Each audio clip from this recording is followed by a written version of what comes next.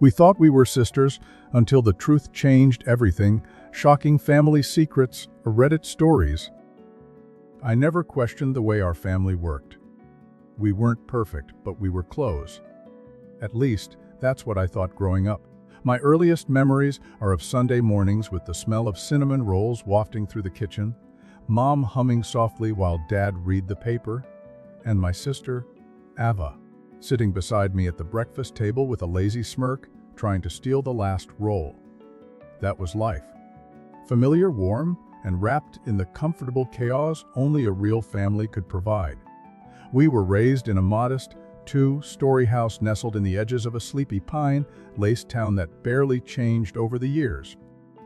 It was the kind of place where people waved from porches, and secrets were meant to stay buried under layers of polite smiles.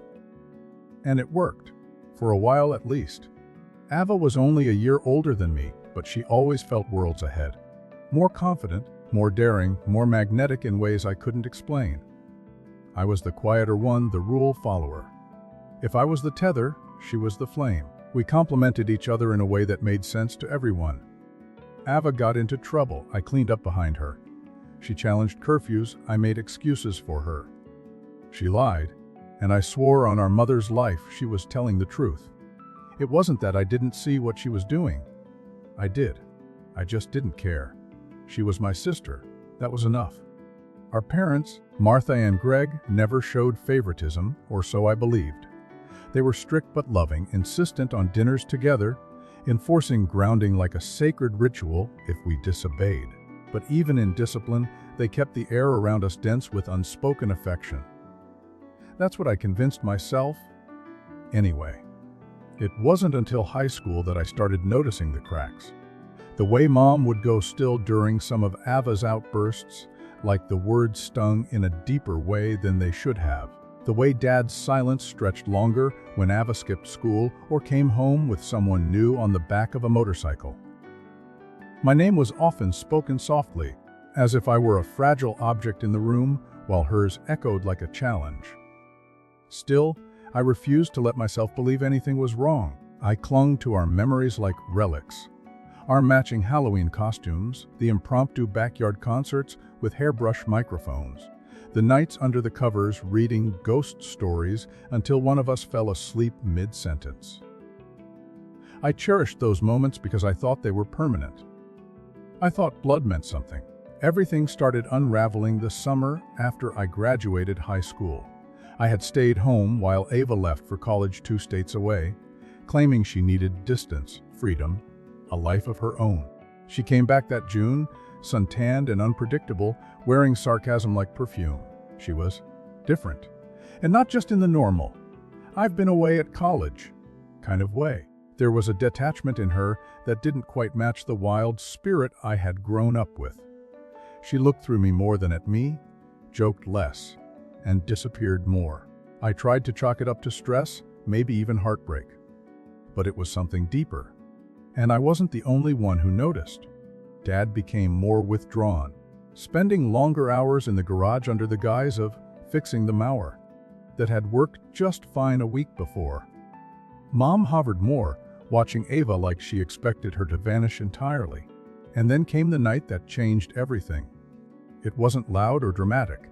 There was no slamming door, no wailing argument. It was a whisper, one I wasn't supposed to hear.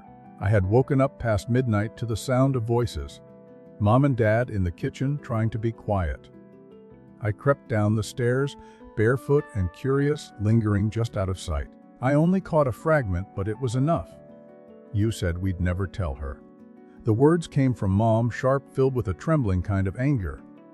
Then silence. A long pause. "She deserves to know," Dad said quietly. "Ava's starting to act like she already does." I remember my heart pounding so hard it hurt.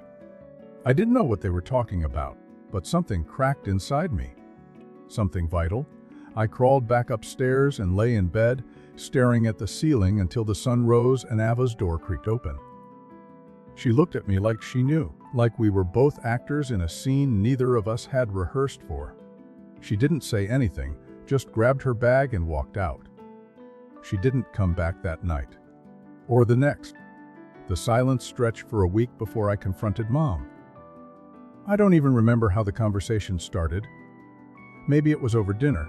Maybe it was during one of those empty silences when the television plays louder than it should. But I remember asking, flatly, "What were you and Dad talking about the other night?"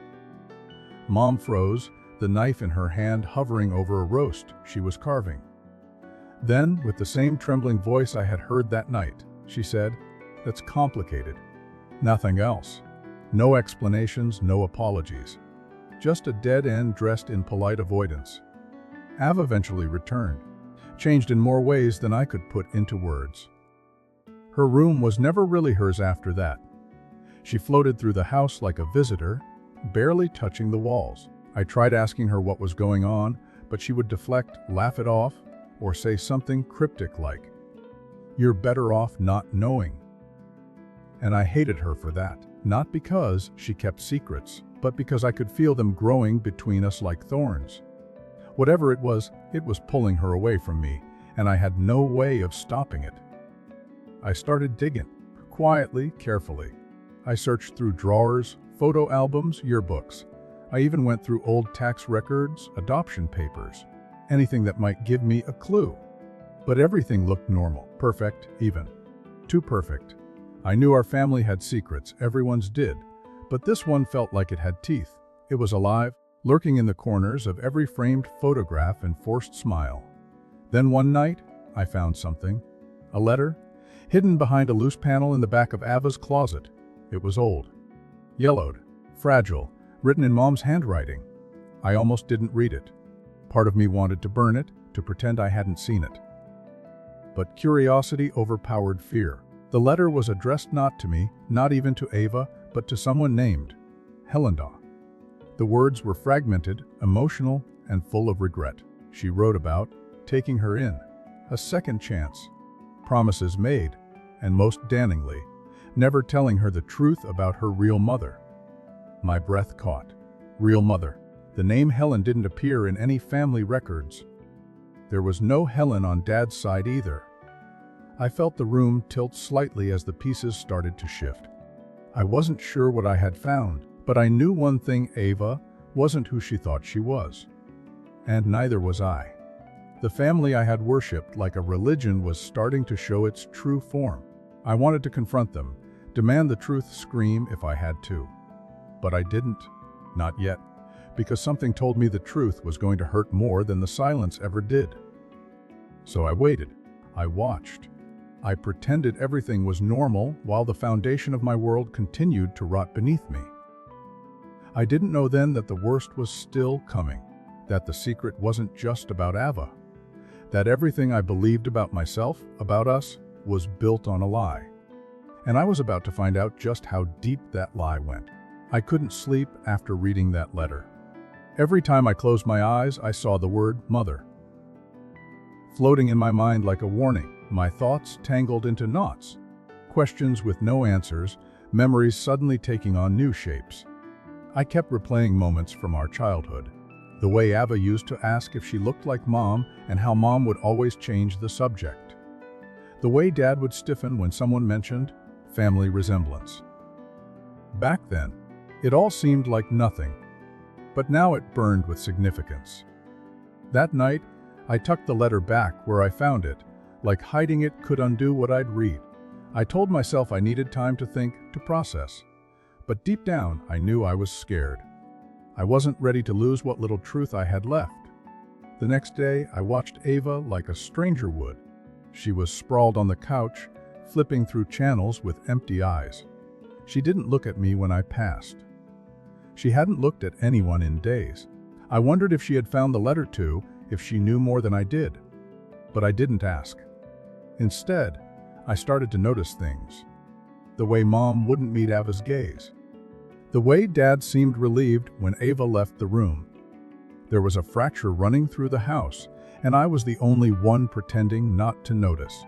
I began to unravel the mystery the only way I knew how, by going backward. I dug out every photo album we owned, looking for signs, clues. Ava and I side by side at school plays, family vacations, birthdays, but the earlier ones, the baby pictures, were off. There were plenty of me. First bath, first steps, first birthday. But for Ava, nothing before age 3. No newborn photos, no hospital wristband, no stories about sleepless nights or her first word. When I asked Mom once when Ava started walking, she smiled and said, "Oh, around the usual time." I hadn't thought twice about it then. Now it felt like a script she had memorized. I found myself obsessed. I couldn't stop thinking about the name, Helen. Who was she? What did she have to do with Ava? And why was Mom writing to her in secret? I knew I couldn't ask directly. They'd lie to me. I was sure of it. So I did what I swore I'd never do. I broke into Dad's filing cabinet. It wasn't locked. That almost made it worse, like they didn't believe anyone would ever look. Inside were all the expected things: tax forms, insurance papers, bills. And then, near the back, a manila folder with one word scribbled on it in thick black marker. PPRT. And my hands were shaking when I opened it. Inside were court documents, sealed adoption papers, and a faded birth certificate with Ava's name on it. But the mother listed wasn't Mom.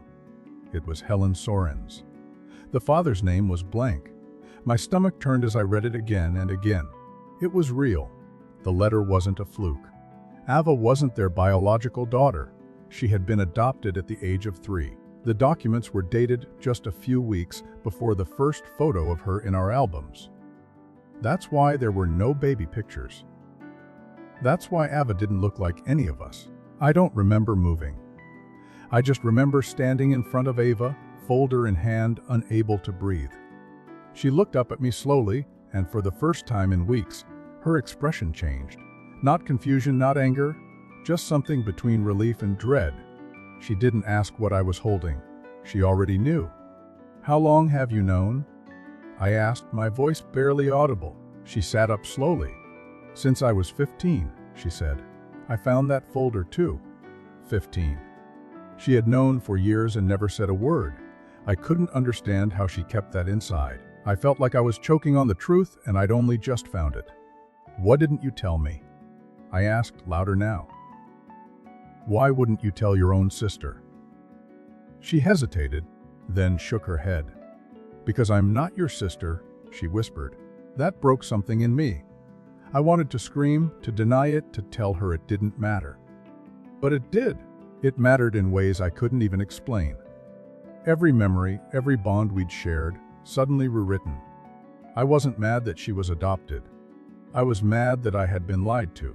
That my entire sense of family had been manufactured like a script someone wrote for me and never let me read. I needed answers, real ones. So that night, after Ava had retreated back into her room and the house fell quiet, I confronted Mom. I didn't give her a chance to lie. I put the folder on the kitchen table and waited. She stared at it like it might explode. Then she sat down, hands trembling, and said, "It wasn't supposed to be a secret forever. We were going to tell you both. We just never found the right time." "That's a convenient excuse," I said coldly. "You've had 20 years. She looked at me, eyes wide and red. "We didn't plan to keep it from you. But once you both got older, it just felt harder." Ava started asking questions. She found out on her own, and then she changed. She didn't want anything to do with us. With you. That last part stung. I didn't want to believe it. I wanted to think Ava still cared, still saw me as her sister. But a part of me knew. I'd felt it the moment she walked back through that door from college. Something was gone. I asked about Helen. That's when the story really shifted. Mom told me Helen was a friend of the family. Not close, just someone they knew from a summer charity program, a woman who had struggled for years. Drugs, bad relationships, jail time. She'd gotten pregnant and kept it secret until the child Ava was nearly 3. Then she showed up on our doorstep with a toddler and a plea. "I can't do this anymore," she had said. "You're good people. Take her, please." And then she left. Disappeared. They tried to track her down, Mom said. But Helen didn't want to be found. She signed the papers, gave up her rights, and vanished. Just like that, Ava became ours. They didn't plan to lie. They were just trying to do the right thing. We loved her like our own. Mom whispered, "We still do." But Ava didn't feel that love. Not anymore. She felt the betrayal. I spent the next few days drifting through the house like a ghost. Ava didn't speak to me. Mom and Dad pretended things were normal. But nothing was. I couldn't stop thinking about Helen. About what kind of woman gives up a child like that? And why? That's when I did something I didn't expect of myself. I started looking for her. I didn't know what I would do if I found her. Maybe yell at her. Maybe ask her why she left Ava behind. Maybe try to understand. I searched online, checked old phone directories, even made a social media account just to dig through public records and last known addresses. It took weeks, but I found a lead. A woman named Helen Sorens had died 6 years earlier in a small town 3 hours away, overdose. Unclaimed body. The obituary was 2 lines long. No survivors listed. No photo. It felt like a dead end. But then I saw a comment. Someone named Marla had written, "She wasn't perfect, but she loved her girl. I hope Ava knows that." My blood froze. Who was Marla? How did she know about Ava? Was she family? A friend? I clicked on her profile and found a single public post from 3 years ago. A photo of 2 girls, young and smiling, with the caption, "Back when everything was still okay. Miss you, cuz." The girl on the right was unmistakable. It was Ava. I stared at that photo for hours, not because it proved anything new, but because it made the past feel real in a way nothing else had. Ava had another life, another family, another identity, and I was only just starting to see the edge of it. But what haunted me most wasn't the lie. It was the possibility that Ava had known all along. Not just about the adoption, but about me. Because something about that photo, something about that smile on Ava's face, the way she leaned into the girl next to her. It was a smile I hadn't seen in years, a smile she never gave me. And it made me wonder, what if the biggest lie wasn't that she wasn't my sister? What if it was that I ever truly knew her at all? After seeing that photo, I couldn't look at Ava the same way. That smile haunted me. Not because it was foreign, but because it looked genuine in a way it hadn't for years. It wasn't the forced smirk she wore around the house now, or the guarded glances she offered when I tried to speak to her. It was pure, unfiltered joy, the kind of expression you share only with someone who knows you beyond the surface. And I wasn't that person, not anymore. Maybe I never had been. The days after discovering Marla's post unfolded like a strange, slow motion spiral. I tried to act normal, kept my routine, went to my part-time job, cleaned the dishes, made small talk with Mom about grocery lists and laundry. But everything felt rehearsed, like we were all actors pretending the stage wasn't burning beneath us. Ava barely left her room, except for short walks around the block that seemed less like exercise and more like escape.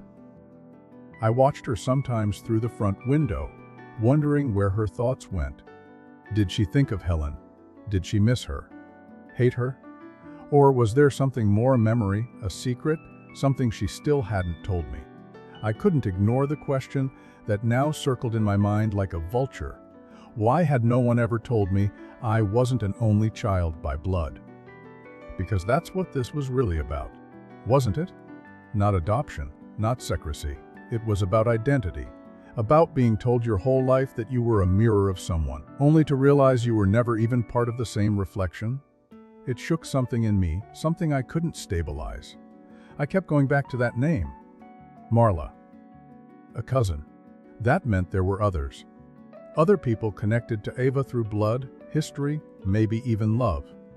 And they had been out there all along, existing in a parallel version of our family. One I was never meant to see.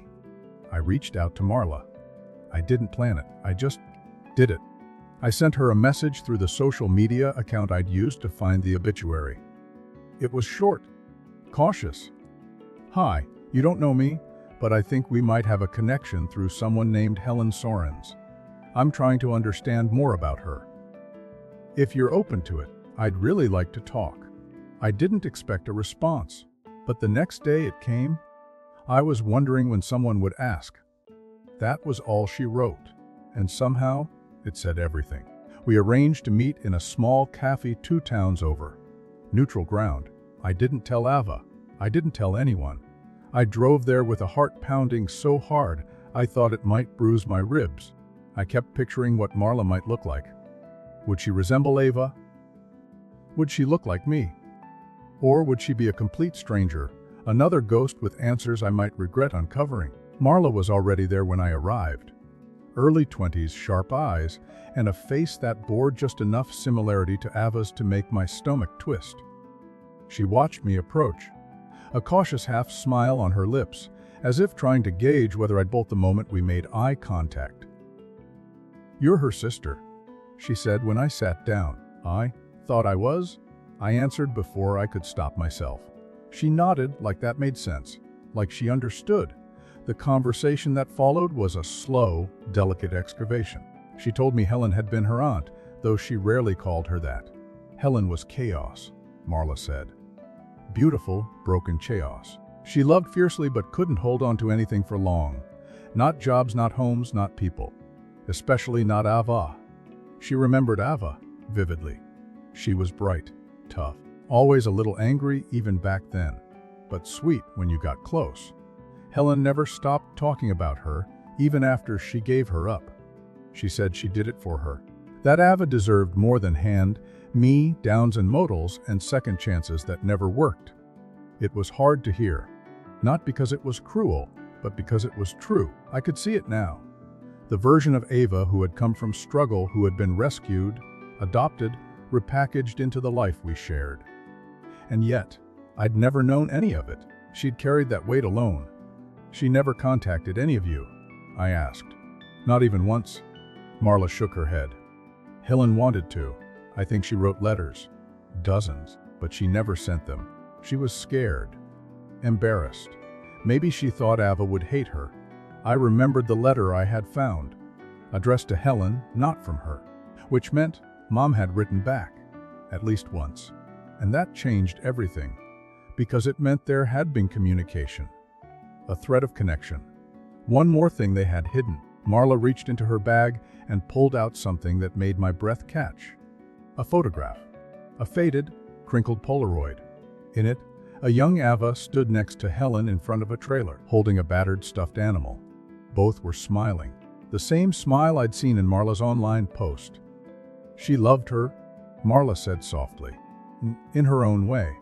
I left the cafe feeling hollow and full all at once. I had answers, but they only bred more questions. Why had our parents cut Ava off from this past completely? Why had Helen stayed away if she was writing letters? And why hadn't Ava told me any of this? Even after she found out. When I got home, Ava was sitting in the backyard, knees hugged to her chest, eyes distant. The letter lay beside her, unfolded. She had found it again. Or maybe she'd never stopped reading it. "You went to see her, didn't you?" she asked, not looking at me. "Marla?" I said. "Yes," she nodded, no anger, no surprise. Just a sad kind of resignation. "What did she tell you?" "Enough," I said. She closed her eyes. "Then you know?" I sat beside her, unsure whether the space between us would ever shrink again. "Oh? Why didn't you tell me, Ava?" "Because you always believed in the version of me that wasn't real. The version Mom and Dad wanted you to see. I didn't want to ruin that for you. But it was a lie," I said. "All of it. It was your truth," she whispered. "I didn't want to take that from you."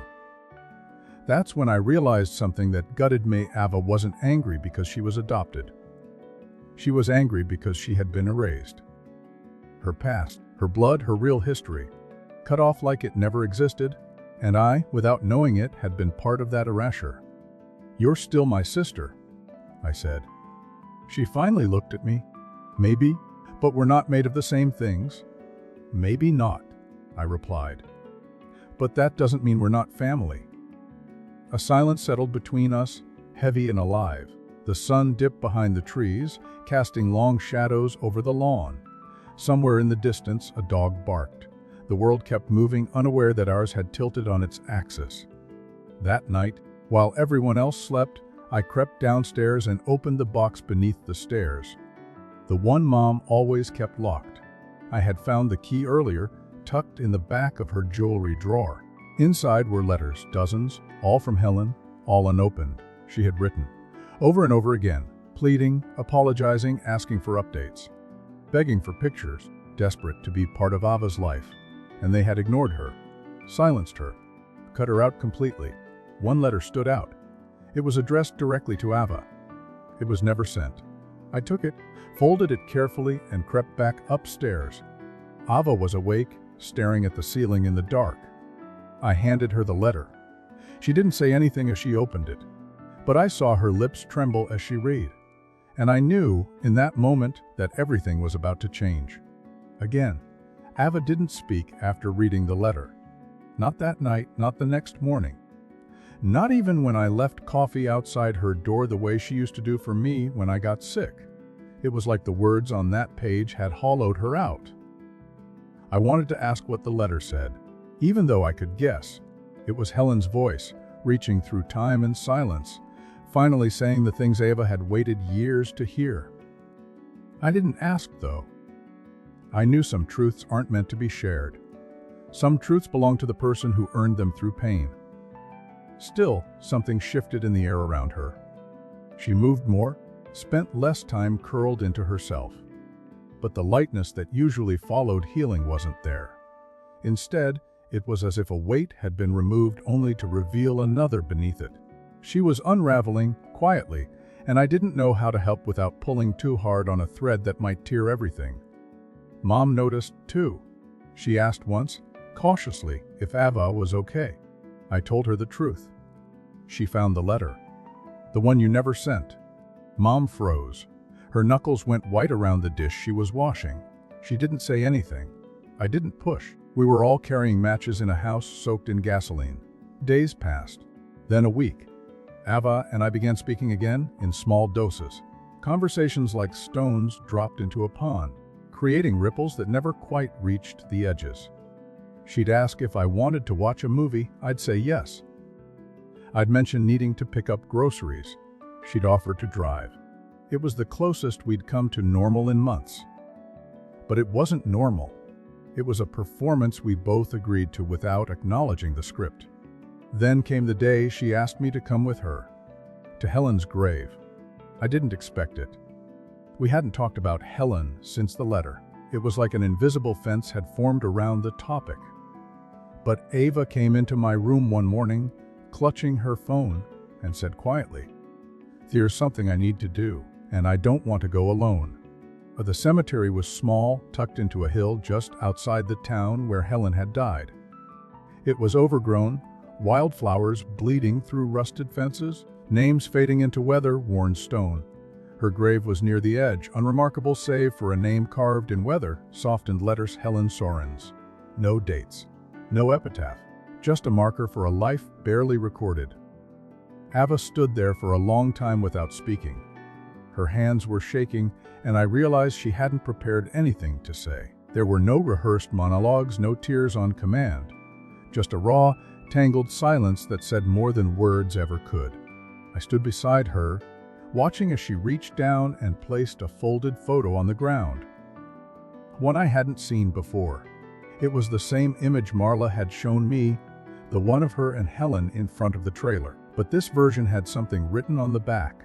I glimpsed a few words before she tucked it under a small stone. "Why now?" I asked gently. She didn't look at me. "Because I finally believe she loved me, and that's harder than hating her." We left without another word. But something about the drive back felt different. Ava's posture was looser, her gaze steadier, like she had placed something down in that grave along with the photo. Something she didn't want to carry anymore. Back at home, things started to shift quickly. Ava confronted Mom first. I wasn't in the room when it happened, but I heard the tones. Low at first, then rising sharp, electric with grief. Not the kind of grief that comes from death, but the kind that comes from betrayal. The grief of being denied a life, a truth, a chance. Ava's voice cracked as she asked the questions I hadn't dared toe. "Why didn't you tell me?" she wrote. "Why didn't you let her be part of my life? Why did you pretend she didn't exist?" Mom cried. I heard it through the wall. Not the quiet kind, but the sobbing that sounds like a confession. I imagined her shrinking under the weight of her choices, struggling to find words that wouldn't make everything worse. But some things can't be undone. Some apologies come too late to matter. Dad didn't say anything. He stood in the hallway afterward, silent and pale, like he was listening through the floor. He caught my eye and nodded slightly, as if to say, I know. I'm sorry. But it wasn't enough. It was never enough. Ava came into my room that night, her eyes puffy but dry. She said she was trying to protect me, she muttered, almost laughing. From what? From the truth. From a mother who couldn't keep a job but would have moved heaven and earth to hug me again. I didn't answer. Because I didn't know. Maybe they thought they were doing the right thing. Maybe it started that way. But at some point, protecting Ava turned into erasing Helen. And you can't erase a person without also erasing the person who came from them. From that night on, something else shifted. Ava stopped calling Mom and Dad by Mom and Dad. At first, she said their names with discomfort, but eventually it became second nature. Greg, Martha. Like she was detaching herself inch by inch, not with hatred but with clarity. I thought that would be the end of it. But I was wrong. The real twist hadn't come yet. And when it did, it cut deeper than I ever thought possible. It started with a phone call from a woman named Leela. She said she was Helen's sister. I answered the phone while Ava was out. Leela had found my number through Marla, who told her someone named Ava's sister had reached out asking questions. Leela was kind but direct. There's something you need to know, she said. Something we've known for a while, but didn't have a way to prove until recently. My stomach sank. I braced for another truth, another crack in the story. Helen had another child, Leela said, a son. She gave him up too, before Ava. I didn't understand at first. Why was she telling me this? What did that have to do with me? But then she said it. The sentence that shattered everything I had rebuilt. We think you're him? At first, I laughed. I actually laughed. It was absurd, impossible. I told her there was no way. I had pictures of my birth, a hospital bracelet, a lock of hair from my first haircut. My parents had stories, long nights, baby books, pediatric visits. I wasn't adopted. I couldn't be. But Leela said something that froze the blood in my veins. The adoption papers for Ava. There was a second set. Sealed. Dated a year earlier. With your name. I hung up on her. Not angrily. Just overwhelmed. I couldn't breathe. I tore through the house looking for the documents again. I broke open the filing cabinet, dumped every folder. And there it was. A sealed envelope I hadn't noticed before. My name on the front. Inside, a certificate. Not of birth, but of adoption. My hands trembled as I unfolded it. I saw the name listed as infant male. Mother Helen Sorens. Father unknown. Adopted by Martha and Greg Wallace. I couldn't speak. I couldn't cry. I couldn't move. Everything I knew about myself, every memory, every story, every moment I thought was mine. It wasn't real. I wasn't Ava's sister. I wasn't even her sibling. I was her brother. Helen had given us both away, years apart, to the same people, and they never told either of us. We were blood, bound by silence, raised together, lied together. And now, shattered together. I heard the front door open. Ava was home, and for the first time, I didn't know how to face her. I didn't tell her that night. I couldn't. I sat in my room, the adoption paper clenched in my fist, the ink smudged where my thumb had pressed too long. Every sound in the house felt amplified. Footsteps, the click of light switches, the low hum of the refrigerator. Ava's door opened and closed.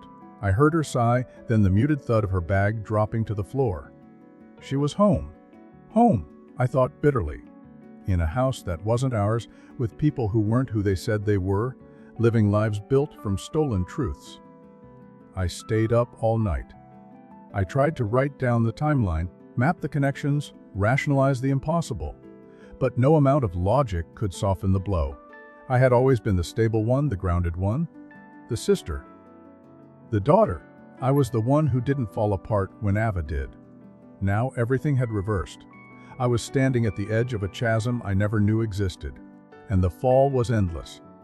By morning, I felt like a stranger in my own skin. I walked past mirrors without looking. I stared at my hands like they didn't belong to me. I remembered birthdays, childhood scrapes, lullabies sung at night, and all of it was fiction. My fiction. My life had been an expertly crafted story told by people who smiled when they lied. When I finally emerged from my room, Ava was in the kitchen, pouring cereal into a chipped bowl, still in her pajamas. She looked up when she saw me, gave a tentative smile. She said. I was thinking we could drive out to the lake today. Just for a bit. Get out of the house. I couldn't speak, I just nodded. And that was enough for her. She didn't press. She thought we were healing. That the worst of it was over. But the storm hadn't even begun. The drive to the lake was quiet. The windows were down, the wind whipping our hair, but neither of us reached for the radio. I kept glancing at her from the corner of my eye, trying to see something I hadn't seen before. A resemblance. A shared gesture. A genetic thread tying us together. But she looked the same. She laughed once softly when a squirrel darted in front of the car. And I wanted to scream. I wanted to scream that we had the same blood, that our entire lives had been a twisted game, that we were walking around wearing masks we didn't know existed. At the lake, we found a secluded spot under a crooked oak tree. The water shimmered, sunlight dancing on its surface like everything was fine. She skipped stones while I sat stiffly on the grass, clutching my knees to my chest. Eventually, she turned to me. "You've been quiet," she said. Quieter than usual. I looked up. Her eyes were so familiar now. I had always thought it was just because I'd grown up with her. But now I saw it. Helen's eyes. And maybe mine too. "I need to tell you something," I said, and the words scraped my throat like broken glass. She sat beside me, pulling her knees in to match my posture. "Okay?" I reached into my pocket and handed her the adoption paper. She unfolded it slowly, confusion blooming across her face like a bruise. I watched as her eyes moved over the page, then stopped. Widened. Froze. She didn't say anything for a full minute. Then she looked at me. "You!" she whispered. I nodded. "You're him." I didn't answer. I couldn't. The wind rustled the leaves above us. Somewhere a bird called. The lake continued to sparkle, unaware that the two people on its shore were unraveling. She stood up abruptly, the paper still in her hand. She turned her back to me, arms wrapped tightly around herself, as if she needed to physically hold in her disbelief. "I don't understand," she said. "You were..." I thought. "They told me I was the only one." "Huh? So did I." She turned around. "Why would they lie about this? About you?" "Because they lied about everything." She walked to the edge of the water, stared out across it like she could see a different world on the other side. "Do you remember her?" she asked. "No," I said. "I was too young. I didn't even know her name until 2 days ago." She nodded slowly. "I do. A little. I remember her voice. She used to sing this song. I don't know what it was, but it had a humming part. I used to fall asleep to it." She paused. "I forgot that until just now." I stood beside her. We were silent again. This time it wasn't awkward. It was sacred. We had entered a realm of truth so rare it felt like standing in holy ground. We weren't siblings raised in the same house. We were siblings shaped by the same blood, abandoned by the same woman, lied to by the same parents. And now we stood together, alone in the truth. We drove home in silence. I watched Ava closely. She didn't cry, but her fingers trembled on the steering wheel. At one point, she glanced at me and asked, "Do you feel anything?" "What do you mean?" "I mean, do you feel different, knowing?" I thought about it. About the stories I'd lost, the identity I'd been given, the face I saw in the mirror every day. "I feel like I don't know who I am," I said. "But I also feel like I know you more than I ever have." She nodded. That was enough. That night, we confronted them. We didn't plan it.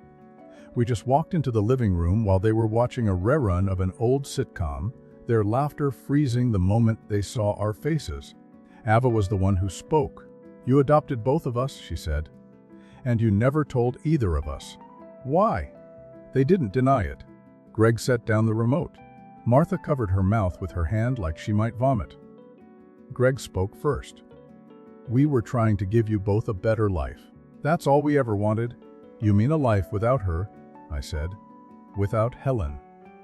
"She was unstable," Martha whispered. "She was in and out of jail. She left you on our doorstep, both of you, years apart. She didn't want to be a mother." "That's a lie," Ava snapped. "She did want to be a mother. You just didn't let her." "She wrote us," I added. "She begged to see us. You kept her letters. You let her think we didn't care." Greg looked devastated. "You don't understand. She was dangerous. The drugs, the people she was involved with. You don't get to make that decision," I said. "You don't get to erase our history just because it made you uncomfortable." Martha stood up, trembling. "We loved you both. We gave you everything. You gave us a story," Ava said coldly. "Not a life. We left. We didn't pack bags. We didn't yell. We just walked out the door." For the next few days, we stayed in a motel near the edge of town. It wasn't glamorous, but it was neutral, clean, safe, ours. We didn't talk much, but we shared space again. Ate takeout, watched old movies, sat in silence without feeling alone. We were still processing, still grieving, but we were doing it together. On the third day, Ava showed me something. A folder. Inside were all the letters Helen had written. All of them. She had taken them before we left. She handed me one. "You should read this one," she said. "It's dated the year you were born." I opened it carefully, the paper thin and yellowed. The handwriting was loopy and inconsistent. "To my baby boy," it began. I read it slowly, drinking in every word. She talked about how scared she was, how sorry. She said she couldn't raise me right, not in the place she was in. But she loved me. That I should never think she didn't. That maybe one day I'd find this letter and understand. By the time I finished, I was shaking. Ava reached over and squeezed my hand. "She loved us," I said. "Yeah," she replied softly.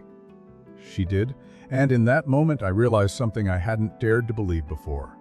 We weren't abandoned. We were saved. Not by the ones who raised us, but by the one who let us go. We didn't go back home after that. Not because we were angry, though we were, but because it no longer felt like our home. The walls were too tight, the air too rehearsed. Every photo on the walls, every memory attached to those rooms now felt artificial, like props on a stage that had already closed its show. We left the keys on the kitchen counter, didn't leave a note. What could we possibly say? Thanks for the lies. Thanks for raising us like strangers.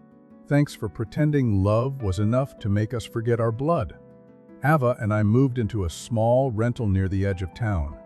A 2-bedroom box with peeling paint and floors that creaked when you walked too fast. It wasn't much, but it was real. No curated histories hung on the walls. No one pretending this was anything other than what it was, the start of something raw, honest, and undefined. The first few weeks were quiet.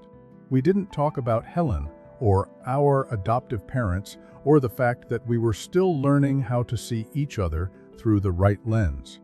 Ava started working part-time at a bookstore down the street, and I took a job at a nearby print shop. We passed each other in the mornings with tired smiles and ate dinner in front of the TV, the glow of sitcoms softening the edges of our shared confusion. Sometimes we talked about growing up, not to relive it, but to dissect it, to figure out where the cracks first formed, and why neither of us saw the flood coming. One night, as autumn leaned heavily into the air, Ava walked into the living room with an envelope. She handed it to me without a word. It was from Marla.